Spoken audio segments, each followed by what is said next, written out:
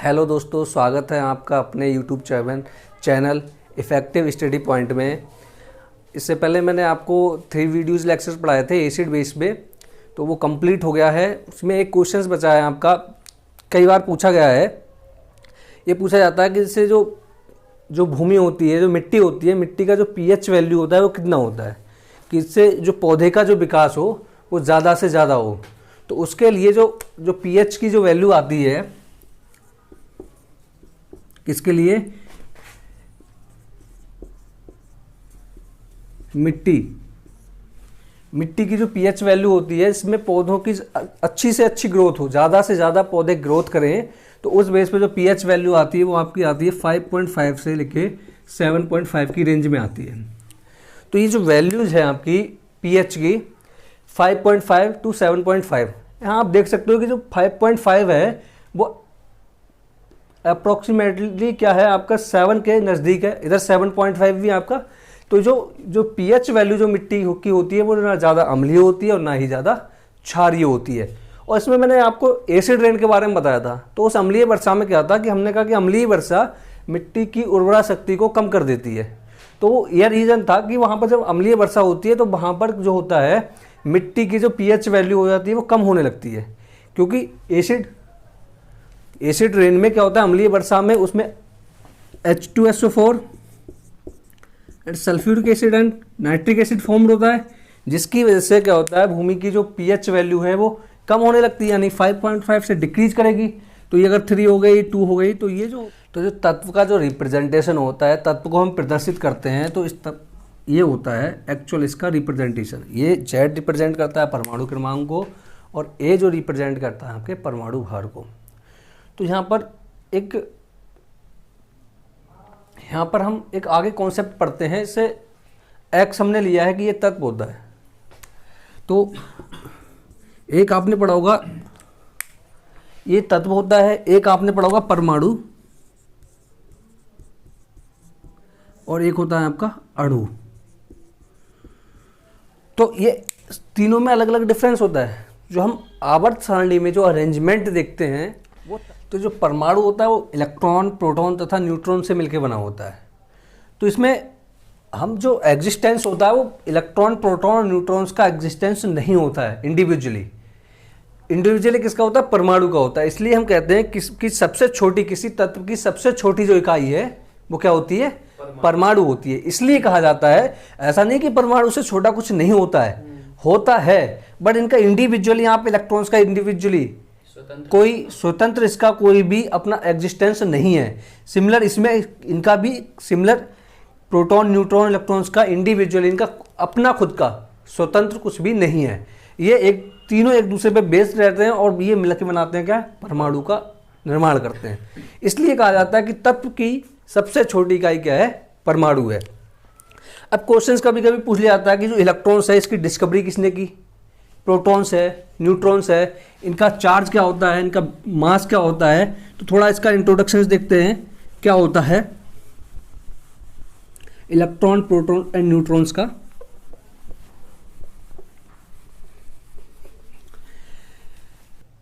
सबसे पहले हम इलेक्ट्रॉन्स की बात करते हैं। इलेक्ट्रॉन, तो इसकी जो खोज करता है, जो इसकी डिस्कवरी जो की थी, आप इंडिविजुअली थोड़ा इसका समझिए। इसकी जो खोज करता है,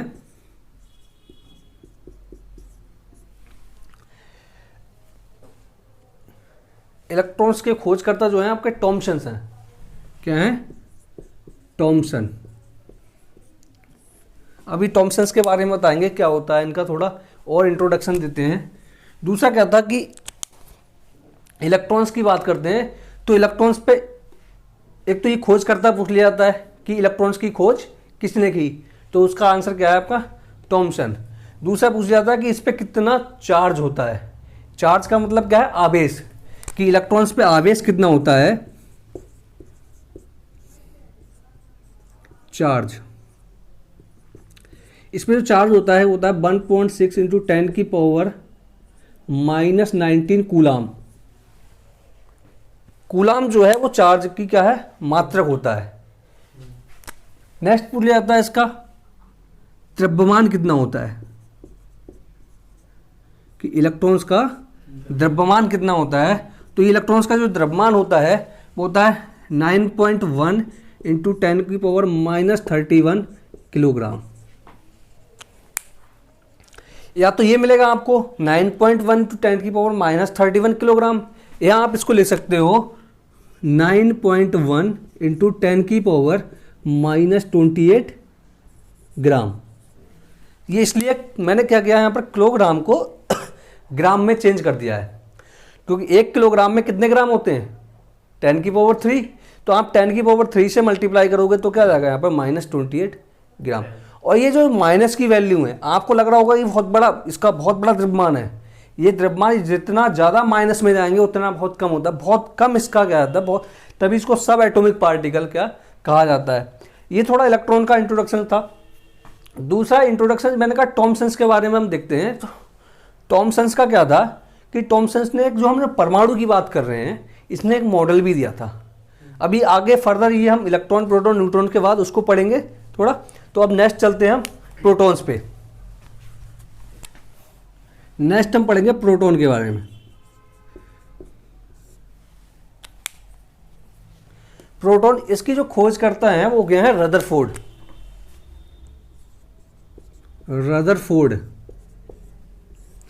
और दूसरा जो आवेश होता है या चार्ज जो होता है, जितना चार्ज इलेक्ट्रॉन्स पे होता है उतना ही चार्ज क्या होता है आपका प्रोटॉन्स पे होता है।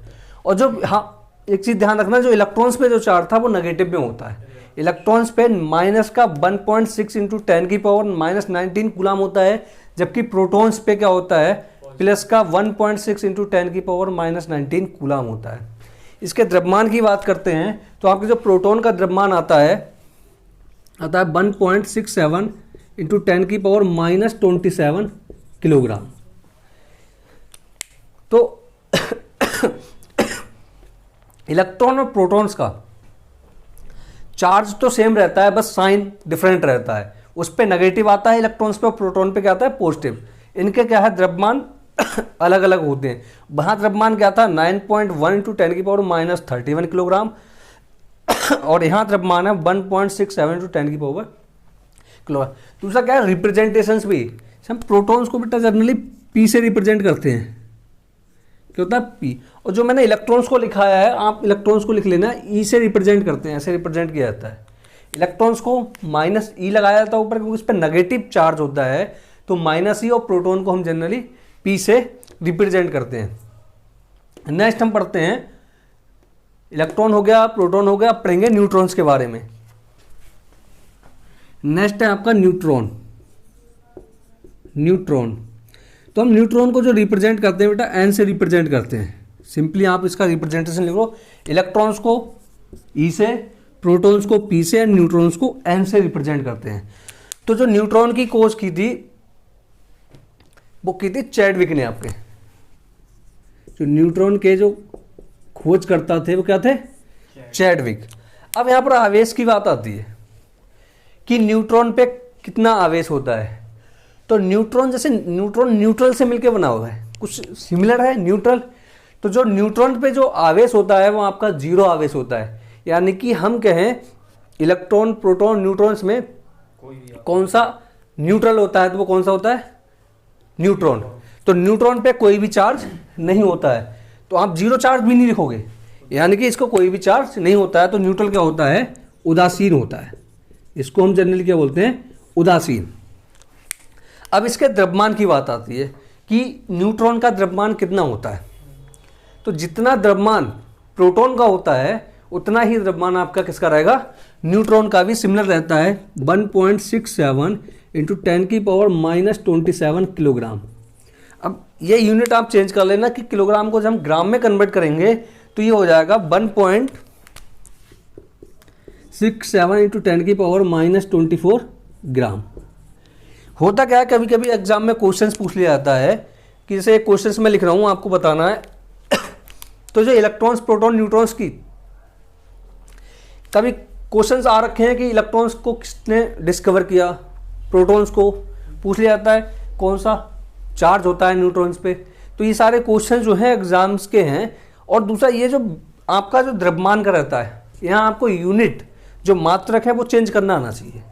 जैसे हमने अगर लर्न कर लिया कि इसका द्रव्यमान 1.67 × 10⁻⁻27 होता है और आपने वहाँ नहीं देखा कि किलोग्राम होता है या ग्राम होता है, तो वहाँ कन्फ्यूजन रहता है। उस केस में आपका क्या क्वेश्चन गलत हो सकता है। तो आपको ध्यान रखना है कि ये किलोग्राम में होता है, जब हम इसको ग्राम में कन्वर्ट करते हैं तो क्या आता है 1.67 × 10⁻⁻24 ग्राम आता है। अच्छा एक क्वेश्चन लिखते हैं हम। एक क्वेश्चन ये एग्जाम में आया हुआ है कि न्यूट्रॉन होता है, ऑप्शंस है धनावेशित, ऋणावेशित, उदासीन या इनमें से कोई नहीं। तो ये आप न्यूट्रॉन होता है, इसका मतलब ये पूछा है कि आपका चार्ज पूछा है कि न्यूट्रॉन पे कितना आवेश होता है। तो मैंने कहा कि जो न्यूट्रॉन होता है ना वो धनावेशित होता है ना ही ऋणावेशित होता है, वो क्या होता है उदासीन होता है। तो ये आपका जो ऑप्शन सी है इसका राइट ऑप्शन है।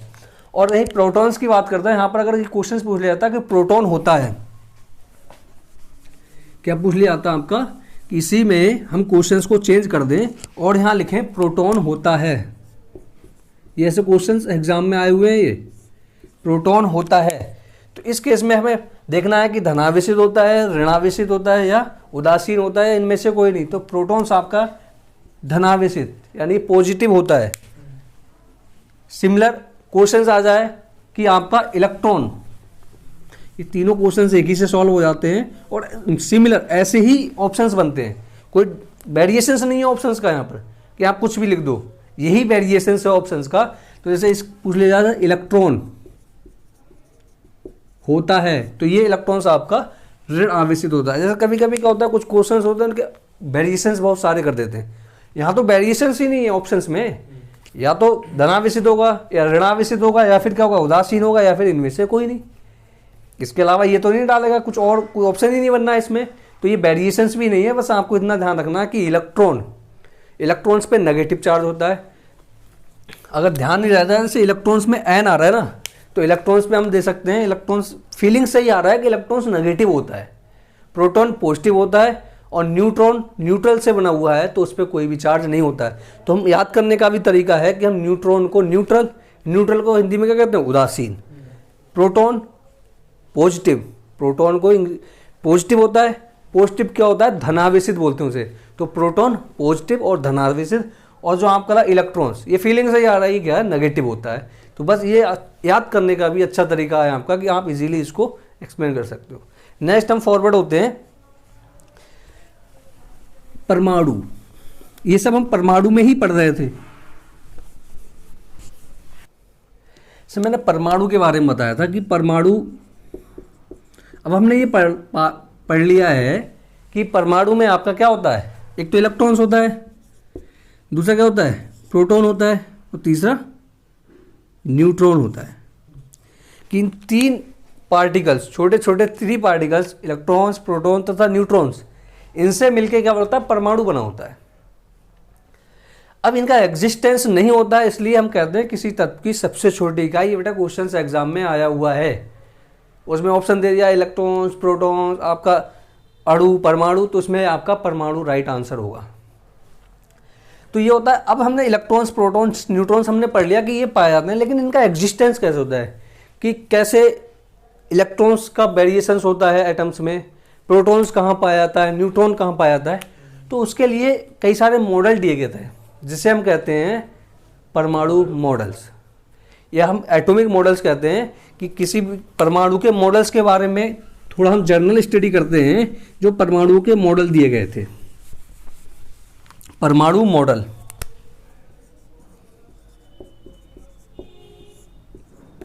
परमाणु मॉडल। तो इस परमाणु मॉडल्स में आपका जो हमने बताया कि जो इलेक्ट्रॉन्स, प्रोटॉन्स, न्यूट्रॉन्स होते हैं परमाणु में, लेकिन ये कहाँ होते हैं।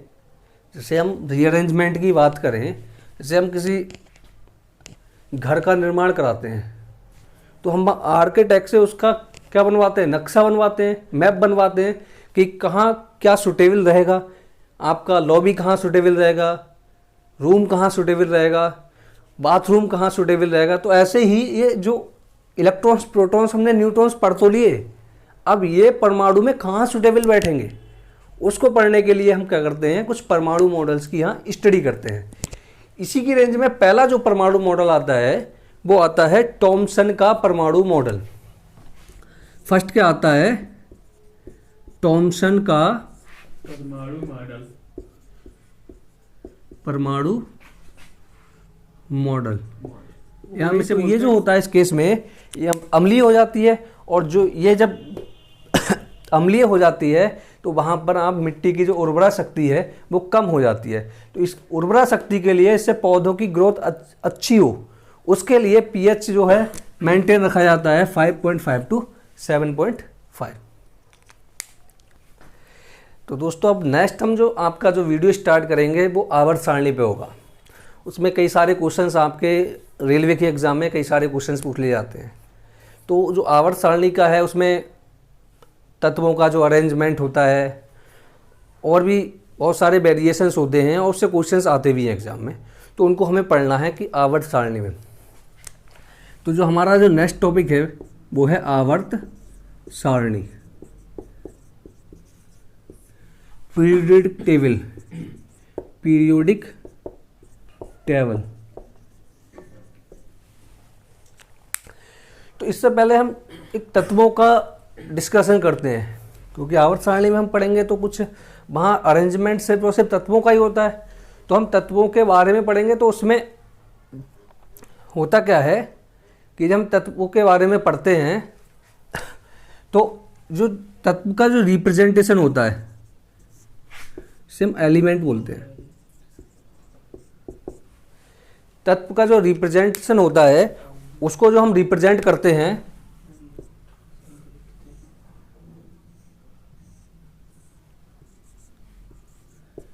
ये एक्चुअल रिप्रेजेंटेशन होता है। यानी किसी भी तत्व को, जैसे आपने देखा होगा कि आवर्त सारणी में कि सोडियम, वो तत्वों का अरेंजमेंट होता है। और परमाणु की बात करें तो परमाणु सबसे छोटी इकाई है। यानी कि किसी भी हम यौगिक को बनाते हैं, तत्व बनाते हैं, तो उसकी सबसे छोटी इकाई क्या लेते हैं हम, परमाणु। और जो अणु होता है वो अणु परमाणुओं से मिलकर बना होता है। तो परमाणु का भी एग्जिस्टेंस होता है और अणु का भी एग्जिस्टेंस होता है, लेकिन इसके बीच में कुछ और भी पार्टिकल्स आते हैं। जैसे हम परमाणु की जब स्टडी करते हैं तो इसमें कुछ और भी पार्टिकल्स आते हैं, इनको हमें आगे पढ़ना है।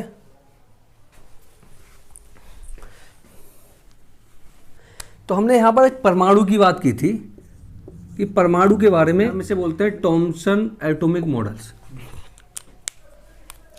अभी मैंने आपको इलेक्ट्रॉन्स के बारे में पढ़ाया था। इलेक्ट्रॉन्स को मैंने बताया था कि इलेक्ट्रॉन्स क्या था, इलेक्ट्रॉन्स की डिस्कवरी किसने की थी, थॉमसन ने की थी।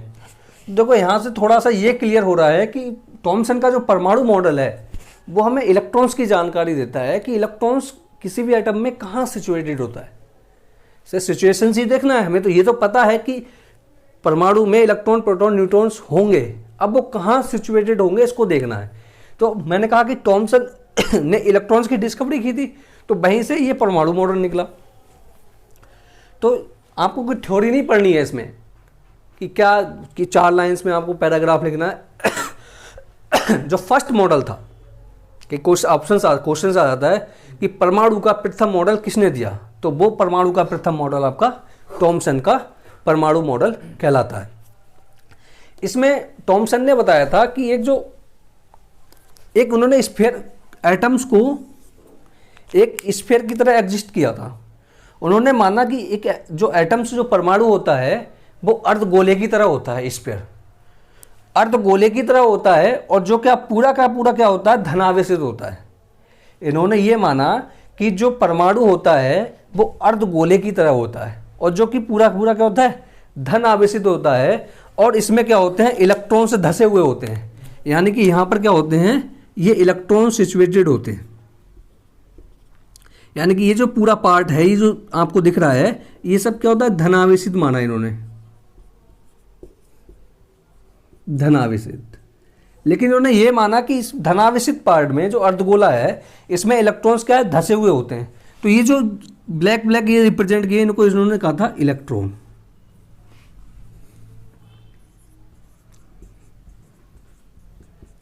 इन्होंने कहीं परमाणु में अभी कोई प्रोटॉन्स का कॉन्सेप्ट नहीं दिया है, ध्यान रखना है। थॉमसन ने बस इलेक्ट्रॉन्स की बात की है। इन्होंने ये नहीं कहा कि ये परमाणु का ये धनावेशित पार्ट प्रोटॉन्स होता है। इन्होंने बस ये कहा था कि परमाणु एक अर्धगोले की तरह होता है जो कि धनावेशित होता है, और जो उसमें इलेक्ट्रॉन्स क्या होते हैं, धसे हुए होते हैं इलेक्ट्रॉन्स है। अब ये जो स्ट्रक्चर्स था बस इतना ही इन्होंने बताया था इलेक्ट्रॉन्स के बारे में। इलेक्ट्रॉन्स के बारे में इन्होंने जानकारी दी, और जो इलेक्ट्रॉन धसे हुए होते हैं ये बताया। जो क्या होता है कि एटम्स को इलेक्ट्रिकली न्यूट्रल बनाते हैं, यानी कि जो हम एटम्स के बारे में, परमाणु के बारे में पढ़ते हैं, तो परमाणु की जो प्रकृति होती है, परमाणु उदासीन होता है। ये हमेशा याद रखना, परमाणु की जो प्रकृति होती है वो भी क्या होती है, उदासीन होती है। वो धनावेशित ऋणावेशित नहीं होती है। तो इन्होंने बस इतना बताया कि जो धनावेशित पार्ट में इलेक्ट्रॉन धसे होते हैं, जिसकी वजह से ये पूरा क्या क्या हो जाता है, उदासीन होता है, परमाणु उदासीन होता है। अब जो इलेक्ट्रॉन्स धसे हुए होते हैं, इसके बेस पे इस मॉडल्स को हमने और नेम दिए गए, थॉमसन ने और मॉडिफाइड किया, और भी नेम दिए गए। तो जो एग्जाम में कभी कभी पूछ लिया जाता कि वाटरमेलन मॉडल, तरबूज का मॉडल किसने दिया था, तो इस परमाणु, थॉमसन के परमाणु मॉडल को हम तरबूज का मॉडल भी कहते हैं। क्या कहते हैं इसे, तरबूज का मॉडल।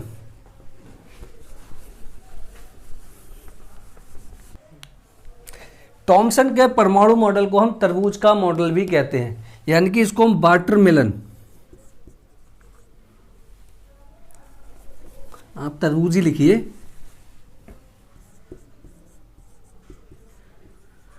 तरबूज मॉडल। तो क्वेश्चंस ये कई बार एग्जाम में रखा है कि तरबूज का मॉडल किसने दिया था, तो ये भी थॉमसन ने ही दिया था। या इस तरबूज के मॉडल को एक और नेम दिया गया है, इसे हम बोलते हैं प्लम पुडिंग मॉडल। यानी कि थॉमसन के परमाणु मॉडल को हम वाटरमेलन या तरबूज मॉडल, और तीसरा इसका नेम है plum pudding model, plum pudding, plum pudding models भी कहा जाता है। तो ये तीनों नेम है आपके, ये थॉमसन के परमाणु मॉडल, यानी कि थॉमसन का परमाणु मॉडल। ये आप समझ लिए, ये तीनों के तीनों किसने दिए थे, थॉमसन ने ही दिए थे। कहीं भी कुछ भी आ जाए इसमें, ठीक है। आपसे ये पूछ लिया था कि कई सारे मॉडल्स हैं, अभी हम आगे फॉरवर्ड होंगे, उसमें पूछ लेगा कि तरबूज मॉडल किसे कहते हैं, तो वो आपका क्या है, थॉमसन का मॉडल्स कहलाता है। तो यहाँ थॉमसन ने इलेक्ट्रॉन्स के बारे में बताया। अब नेक्स्ट जो मॉडल आया परमाणु का, उसको हम बोलते हैं रदरफोर्ड न्यूक्लियस एटॉमिक मॉडल। जो आपका सेकंड मॉडल था वो था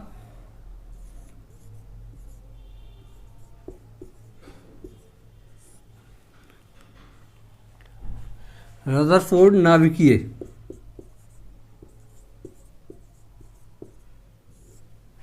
परमाणु मॉडल। ये परमाणु का दूसरा मॉडल था, इसको किसने दिया था, रदरफोर्ड ने। अब जैसे हमने वहां पढ़ा था कि प्रोटॉन्स की खोज किसने की थी, रदरफोर्ड ने की थी। तो इससे जो हमने यहां पर वर्ड लिखा नाभिकीय, इसको हम बोलते हैं न्यूक्लियस। यहां से न्यूक्लियस के बारे में जानकारी मिलती है कि रदरफोर्ड के नाभिकीय परमाणु मॉडल्स। तो इसमें थॉमसन ने बताया कि इलेक्ट्रॉन्स जो होते हैं वो धसे हुए होते हैं। यहाँ से आपके न्यूक्लियस, यहाँ हम डिस्कवरी ऑफ न्यूक्लियस भी कह सकते हैं, नाभिक की खोज, इसकी नाभिक की खोज।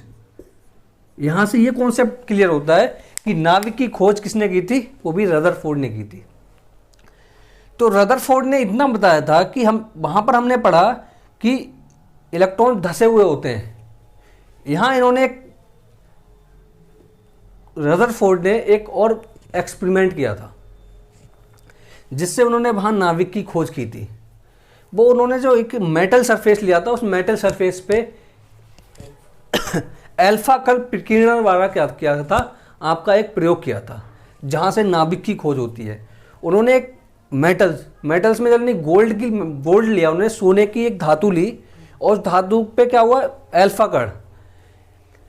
कण हीलियम एटम्स को बोलते हैं। अभी हम पीरियोडिक टेबल्स में पढ़ेंगे क्या होता है अल्फा कण, क्या होता है अल्फा कण। ये होता है 2He4। ये हीलियम का एटम होता है। तो इन्होंने क्या किया, रदरफोर्ड ने एक गोल्ड की फॉइली से, फॉइल को हम बोलते हैं परत, उस परत पे इन्होंने क्या किया कि नाभिक जो पार्टिकल थे, या हम जो अल्फा पार्टिकल्स बोलते हैं, इनको उस पर स्ट्राइक कराया, बम्बार्डमेंट कराया, उन पर डाला। तो उन पर डालने के बाद क्या पाया इन्होंने कि कुछ जो अल्फा पार्टिकल, अब हमें ये पता होना चाहिए अल्फा पार्टिकल्स का नेचर क्या है। तो अल्फा पार्टिकल क्या होते हैं, धनावेशित होते हैं। अल्फा पार्टिकल्स भी क्या होते हैं, धनावेशित होते हैं। तो अल्फा जब पार्टिकल्स को उन्होंने गोल्ड पे डाला, गोल्ड फाइल्स पे, या जो सोने की जो धातु थी जो था उस पे डाला, तो उन्होंने पाया, किसने, उन्हें, रदरफोर्ड ने, कि जो अल्फा पार्टिकल्स थे जो हम डाल रहे थे, तो कुछ जो अल्फा पार्टिकल थे वो बिना डिफ्लेक्शंस, कोई उनमें कोई भी गतिरोध कुछ नहीं हो रहा था, सीधे के सीधे जैसे हमने पास आउट किए वैसे ही क्या हो गए, वो आर पार निकल गए, किसी भी लेयर से क्या हो गए, आर पार निकल गए। जैसे यहाँ हम रिप्रेजेंटेशन करते हैं, मान लिया यहाँ मैंने ये गोल्ड फाइल ले लिया, मेटल्स ले ली, एयू लिया है मैंने। एयू जो सिंबल होता है वो आपके सोने का सिंबल होता है। सोने का मतलब वो नहीं जो आप स्लिप करते हो, स्लिप वाला नहीं है, गोल्ड वाला है। तो यहां से इन्होंने अल्फा पार्टिकल्स डाले, तो मोस्ट ऑफ द, ज्यादातर जितने अल्फा पार्टिकल थे वो पास आउट हो जा रहे थे, उसमें कोई भी डिफ्लेक्शंस नहीं हो रहा था। तो इसको रिप्रेजेंट करने का इधर ये अल्फा पार्टिकल्स यहां से डाला मैंने, जब ये इस पर स्ट्राइक होगा तो यहां से जैसे डाला वैसे ही निकल गया।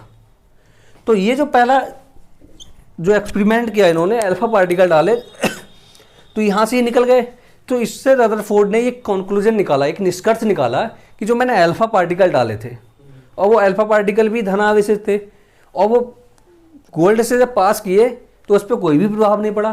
तो इससे ये पता चलता है कि जो परमाणु होता है, परमाणु के बीच में बहुत सारा क्या था, खाली पार्ट होता है, एम्प्टी स्पेस।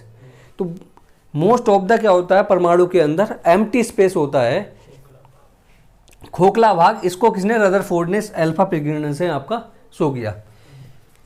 उन्होंने पाया कि कुछ जो अल्फा पार्टिकल्स थे, सेकंड कंडीशंस में उन्होंने अल्फा पार्टिकल्स का जो बम्बार्डमेंट थी वो एक साथ कराई थी। मैं आपको अलग अलग इसको एक्सप्लेन कर रहा हूं कि हुआ क्या था एक्चुअली। तो जो कुछ अल्फा पार्टिकल्स थे वो यहां से निकले, और उसमें क्या हुआ, डिफ्लेक्शंस हो गया, कुछ डिफ्लेक्शंस हो गया, यहाँ से ये गए, यहाँ कुछ डिफ्लेक्शंस हुआ, मतलब कुछ ज़्यादा डिफ्लेक्शंस नहीं हुआ है, कुछ डिफ्लेक्टेड हो गए। डिफ्लेक्टेड का मतलब है कि जो अपने जो सीधे पथ पे चल रहे थे उससे विचलित हो गए। तो कुछ जो अल्फा पार्टिकल अपने पथ से विचलित हो गए। तो यहाँ इन्होंने बताया विचलन, देखो सीधी अगर लीनियर रेखा में कोई चल रहा है तो उसमें विचलन हो रहा है, डिफ्लेक्शंस हो रहा है, यानी कि दूर जा रहा है, तो वो किसी न किसी किसकी वजह से होगा, इलेक्ट्रॉन्स की। तो उन्होंने देखा है कुछ ना कुछ इलेक्ट्रॉन्स होंगे। तो मेन पर्पज क्या था रदरफोर्ड का, वो था नाभिक की खोज। इन्होंने देखा कि कुछ जो परसेंटेज होती है, जो हमने अल्फा पार्टिकल्स हमने यहाँ से पास आउट किए वो बहुत कम होते हैं। वो जैसे ही हम क्या करते हैं, इस पे डालते हैं, किस पे, मेटल सरफेस पे, वो अल्फा पार्टिकल जैसे ही डाला वैसे रिवर्स हो जाता है। ये मेन कॉन्सेप्ट था आपका रदरफोर्ड का, कि कुछ अल्फा पार्टिकल्स इन्होंने डाले, इस डायरेक्शन में डाले और उसी डायरेक्शन में रिवर्स हो जाते हैं। तो ये रिवर्स कब हुए होंगे, जब यहाँ पर कुछ ना कुछ पॉजिटिव चार्ज रहा होगा, क्योंकि पॉजिटिव को रिपल करता है। और मैंने कहा कि जो अल्फा पार्टिकल्स होते हैं, अल्फा कण धन आवेशित होते हैं। तो धन आवेशित को क्या करते हैं, प्रतिकर्षित करते हैं, रिपल करते हैं। तो इस केस में क्या हुआ था, यहाँ से जो हुई थी वो न्यूक्लियस की खोज हुई थी, नाभिक की खोज यहाँ किसने की, रदरफोर्ड ने। इन्होंने पाया कि जो कुछ अल्फा पार्टिकल होते हैं वो वापस अपनी दिशा में लौट आते हैं। ये प्रदर्शित करता है कि उस परमाणु में कुछ पार्ट ऐसा है जो धन आवेशित है, और इस धन आवेशित पार्ट को इन्होंने कहा नाभिक, या हम इसे न्यूक्लियस कहते हैं। तो यहाँ से जो खोज हुई थी, रदरफोर्ड ने कहा था कि न्यूक्लियस की डिस्कवरी यहाँ से हुई थी। और दूसरा जो न्यूक्लियस होता है, अब यहाँ पर हम नाभिक की डिस्कवरी हो गई, नाभिक की खोज हो गई है, तो क्वेश्चन ये नहीं आएगा कि अल्फा पार्टिकल्स क्या किया और क्या नहीं किया, ये आपको एक्सप्लेन करने के लिए किया था। थोड़ा क्वेश्चन आता है कि नाभिक की खोज किसने की, तो नाभिक की खोज आपकी रदरफोर्ड ने की है। अब यहां पर हमने नाविक की डिस्कवरी देख ली। अब नाविक, हमने कहा कि नाविक क्या होता है, यहां से पता लगा नाविक धन आवेशित होता है। इसको एक्सपेरिमेंटली प्रूव किया गया, ऐसे नहीं लिख दिया है, अभी मैंने बताया अभी आपको। नाविक क्या होता है, धन आवेशित होता है। अब इलेक्ट्रॉन्स क्या होता है, ऋण आवेशित। तो इलेक्ट्रॉन्स भी न्यूक्लियस में होता है और धनावेशित मैंने नाविक को कहा। तो अब नाविक के हम कंपोजिशंस की बात करते हैं कि नाविक में क्या क्या पाया जाता है। तो जनरली आप समझिए कि इसको न्यूक्लियस कहते हैं। इसमें नाविक में आपका प्रोटॉन प्लस न्यूट्रॉन होता है। अब कैसे मैंने कहा कि नाविक धनावेशित होता है, देखो न्यूट्रॉन पे क्या होता है, कोई भी चार्ज, सोडियम को हम रिप्रेजेंट करते हैं तो क्या लिखा होता है 11 23। कहीं हाइड्रोजन को रिप्रेजेंट करते हैं तो ये होता है 1H1। तो बहुत सारे ये एलिमेंट्स रियल। तो ये जो Z और A, ये जो रिप्रेजेंट करता है, ए को रिप्रेजेंट करता है, और ये जो सिंबल आपका होता है Z का होता है। तो ये होते क्या है, इस बेस पे क्वेश्चंस बनते हैं। तो जो ये जो रिप्रेजेंटेशन होता है, जो Z होता है, जो नीचे लिखा होता है, इसको हम बोलते हैं परमाणु क्रमांक। परमाणु क्रमांक। और जो ये होता है इसको बोलते हैं परमाणु भार। परमाणु भार। तो जो आप आवर्त सारणी देखते हैं उसमें जो रिप्रेजेंटेशन सिमिलर होता है और जो नीचे वैल्यू लिखी होती है उसको हम परमाणु क्रमांक कहते हैं उस तत्व का, और जो ऊपर वैल्यू लिखी होती है उसे परमाणु भार कहते हैं। इसी के आधार पर आवर्त सारणी को बनाया गया था, परमाणु क्रमांक और परमाणु भार के आधार पर। इन्हीं का अरेंजमेंट पीरियोडिक टेबल्स में दिया गया था और बताया गया था कि इसके वेरिएशंस के साथ, यानी कि आपके परमाणु क्रमांक या परमाणु भार के वेरिएशंस के साथ प्रॉपर्टीज में क्या बदलाव आते हैं। तो इसके लिए कई सारे रूल्स दिए गए थे, अलग अलग आवर्त सारणी बनाई गई थी। तो सिंपल क्या था, एक आप यहाँ रिप्रेजेंटेशंस का मीनिंग ये था कि आगे मैं आपको इसकी पीरियोडिक टेबल्स की जो भी डेफिनेशंस हैं केमिस्ट ने दी हैं उनको एक्सप्लेन करूँ तो आपको ये कन्फ्यूजन ना हो कि परमाणु क्रमांक होता क्या है और परमाणु भार होता क्या है। तो आप सिंपल समझ लीजिए, जो रिप्रेजेंटेशन होता है, जो नीचे वैल्यू लिखी होती है उसको परमाणु क्रमांक कहते हैं और ऊपर क्या होता है, परमाणु भार। अगर इसको बोलें तो एटॉमिक नंबर, और ये होता है एटॉमिक वेट आपका। नेक्स्ट फॉरवर्ड होते हैं इसमें। तो मैंने कहा तत्व होता है, एक परमाणु होता है, एक अणु। तो जो सबसे छोटी इकाई होती है, हम केमिस्ट्री में जो पढ़ते हैं, रसायन में आपकी किसी तत्व की सबसे छोटी इकाई जो होती है वो परमाणु होती है। लेकिन ऐसा नहीं है, परमाणु से भी छोटे पार्टिकल्स पाए जाते हैं जिन्हें हम सब एटॉमिक पार्टिकल्स भी कहते हैं, यानी कि ऐसे पार्टिकल जिससे परमाणु का निर्माण होता है। परमाणु का जो निर्माण होता है वो 3 पार्टिकल से होता है। आपका एक होता है इलेक्ट्रॉन, एक होता है प्रोटॉन और एक होता है न्यूट्रॉन। इन 3 पार्टिकल से मिलकर इलेक्ट्रॉन्स, प्रोटॉन्स एंड न्यूट्रॉन्स, कोई भी चार्ज नहीं होता है। तो जो उदासीन है और प्रोटॉन पे क्या होता है, धनावेशित, तो आपने पढ़ रखा है। तो उदासीन और जब धन आवेशित को मिलाते हैं तो ओवरऑल क्या बनता है, धन आवेशित बनता है। इसलिए हम कहते हैं जो नाविक जो होता है वो धन आवेशित होता है। दूसरा इन्होंने ये भी बताया रदरफोर्ड ने कि अब हमने देखो नाविक की भी खोज कर ली, थॉमसन ने इलेक्ट्रॉन्स के बारे में जानकारी दे दी, तो इन्होंने कुछ एक्सटेंशन किया और बताया कि जो इलेक्ट्रॉन्स होते हैं वो नाविक के चारों ओर सर्कुलर यानी कि वृत्तीय कक्षाओं में घूमते हैं। तो मेन मोटो क्या था इसका कि एक तो नाविक की खोज थी और दूसरा एक ये डिस्क्रिप्शन, ये जो मॉडल्स आया इस मॉडल्स ने ये बताया कि ये न्यूक्लियस होता है। आपके न्यूक्लियस में प्रोटॉन प्लस न्यूट्रॉन होते हैं, इसके चारों ओर वृत्तीय कक्षाओं में इलेक्ट्रॉन चक्कर लगाते हैं।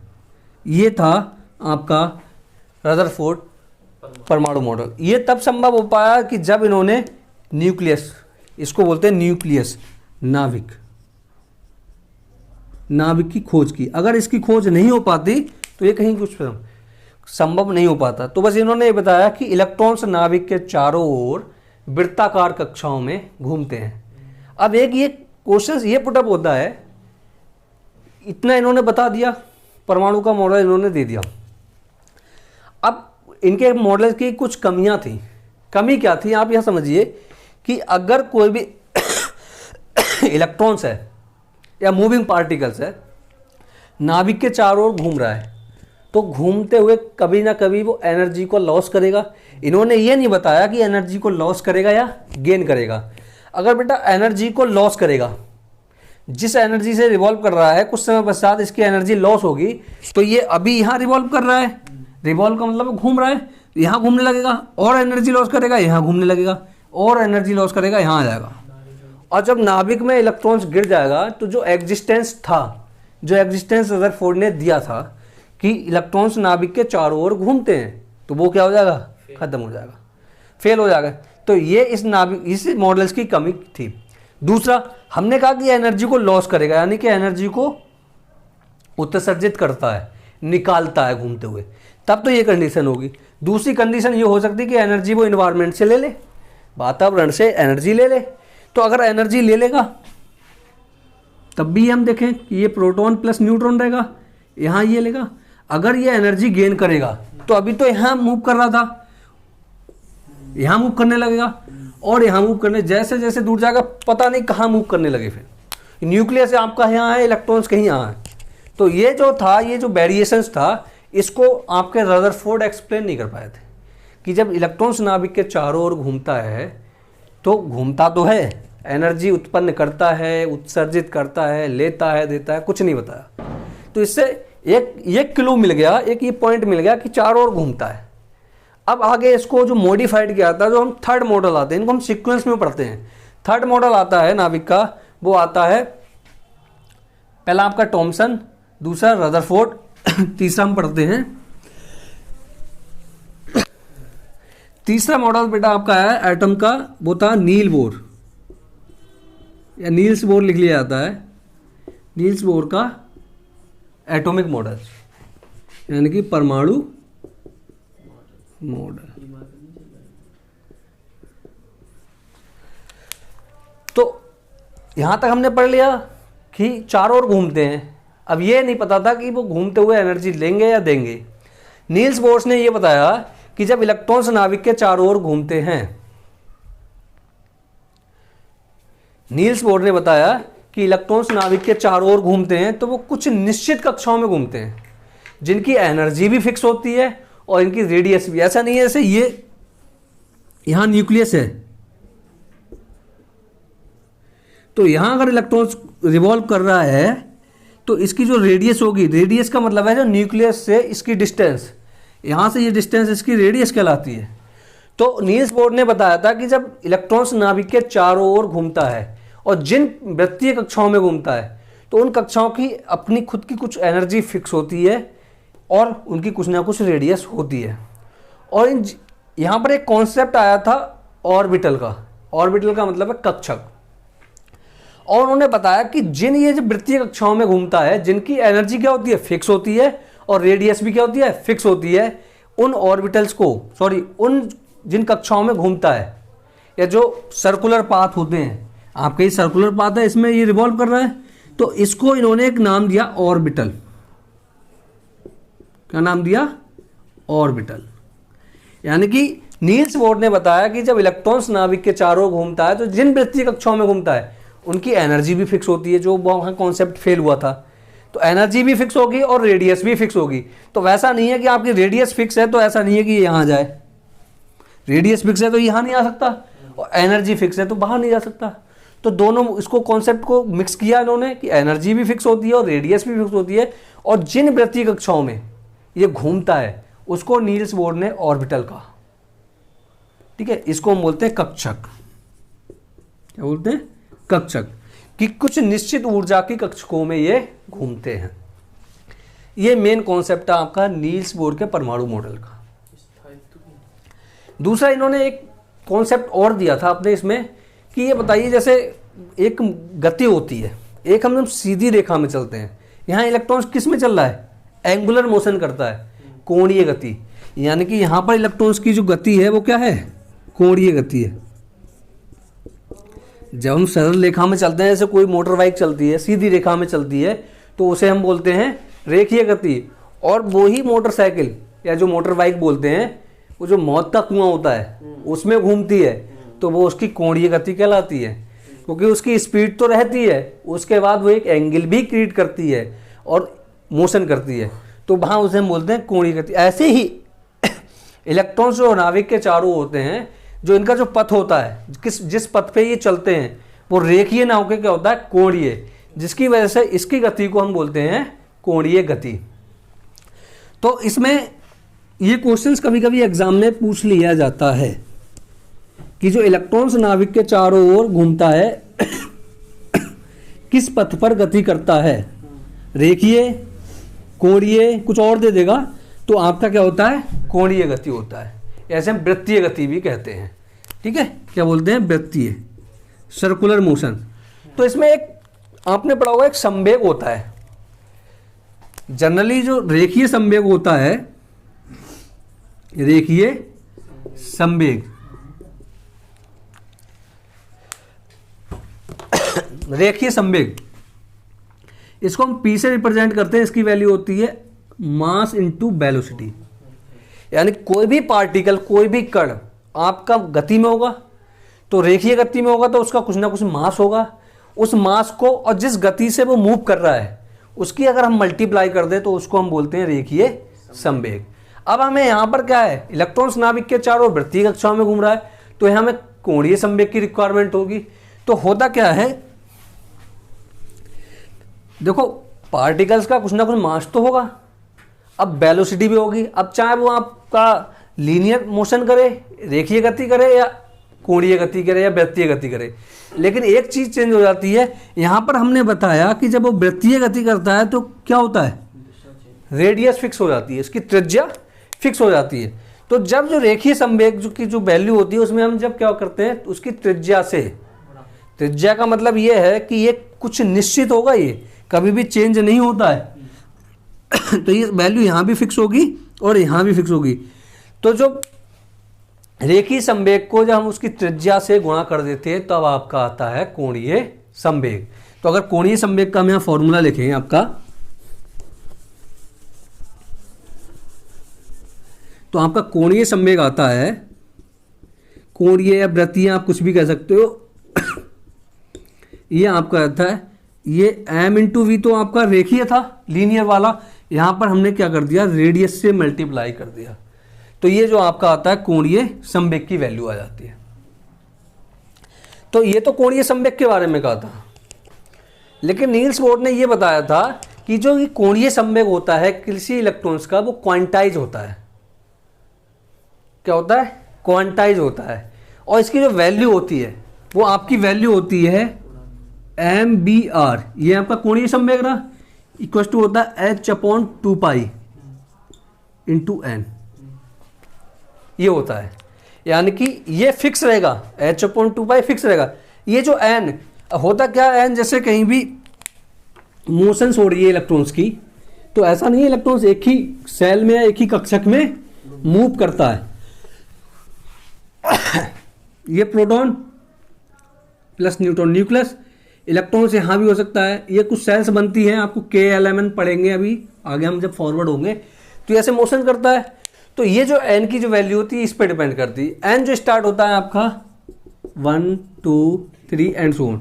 n हमेशा क्या होता है, हमेशा एक इंटीजर्स होता है, और पॉजिटिव इंटीजर्स होता है, नेगेटिव इंटीजर्स भी नहीं होता है, और कभी भी n की वैल्यू फ्रैक्शंस में नहीं आती है, ठीक है। तो क्वेश्चन ये पूछ लिया जाता है कि जो हम नील्स बोर के अनुसार कोई इलेक्ट्रॉन्स वृत्तीय गति कर रहा है तो उसका कोणीय संवेग का क्वांटाइज फॉर्म या उसका कोणीय संवेग क्या होगा, तो हम उसको लिख सकते हैं NH/2π। तो ये आपके ये 3 मॉडल्स है, इन्हीं का यूज होता है। तो पूछ लिया जाता है एग्जाम में कि आपका जो परमाणु का प्रथम मॉडल किसने दिया था, तो प्रथम मॉडल थॉमसन ने दिया था, जिसको हम तरबूज मॉडल भी कहते हैं, वाटरमेलन मॉडल, या हम प्लम पुडिंग मॉडल्स भी कहते हैं। दूसरा आपका किसने दिया था, रदरफोर्ड ने। और रदरफोर्ड ने उसी में डिस्कवरी किसकी की, न्यूक्लियस की, नाभिक की डिस्कवरी। यानी कि क्वेश्चन आ जाता है नाभिक की खोज किसने की, जैसे प्रोटॉन की खोज किसने की है, रदरफोर्ड ने। सिमिलर नाभिक की खोज भी किसने की है, रदरफोर्ड ने की है। तीसरा मॉडल आया नील्स बोर का परमाणु मॉडल। तो इन्होंने एक कक्षक का निर्माण किया। इन्होंने बताया कि जो इलेक्ट्रॉन्स घूमता है वो निश्चित ऊर्जा की कक्षों में घूमते हैं, ऐसा नहीं कहीं भी घूमने लग जाओ। जब हम पढ़ने जाते हैं तो अपनी क्लासरूम में बैठेंगे ना, कि दूसरे क्लासरूम में थोड़ा ना बैठोगे जाके कि पता लगा 5th के स्टूडेंट हो 8th वाले में बैठ जाओ, तो वो पढ़ा रहे a + b का होल स्क्वायर, कुछ समझ भी नहीं आ रहा। तो जब तक आप अपनी कक्षा में हो, तो वहीं से ये समझिए कक्षक कि इलेक्ट्रॉन्स अपनी कुछ फिक्स कक्षों में होते हैं। आप फर्स्ट स्टैंडर्ड के हो, प्रथम के हो, तो इसमें ही रहोगे। अब आप सोचो यहाँ चले जाएं तो आपकी बस की बात नहीं है कि इसको कैडअप कर पाओ। यानी कि अर्थ के स्टूडेंट्स को अगर आप 10th का एग्जाम कराओगे तो हो पाएगा? नहीं हो पाएगा। तो इन्होंने ये बताया कि अपने फिक्स कक्षक में रहता है, और जिस कक्षक में रहता है उसका रूल भी फॉलो करता है। ऐसा नहीं है रूल भी फॉलो, सब कुछ फॉलो करना पड़ता है। तो ये 3 मॉडल्स आपके परमाणु के दिए। अब नेक्स्ट जो हम फॉरवर्ड करेंगे आपकी आवर्त सारणी पे।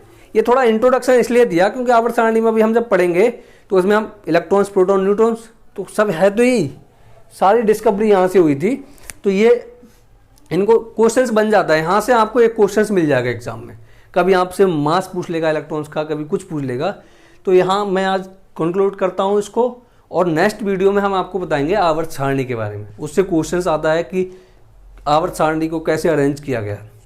तो थैंक यू वेरी मच, और वीडियो को ज़्यादा से ज़्यादा शेयर करें और लाइक करें, और देखें भी। देखने के बाद बताएं कि कैसा लगा आपको हमारा वीडियो। थैंक यू, धन्यवाद।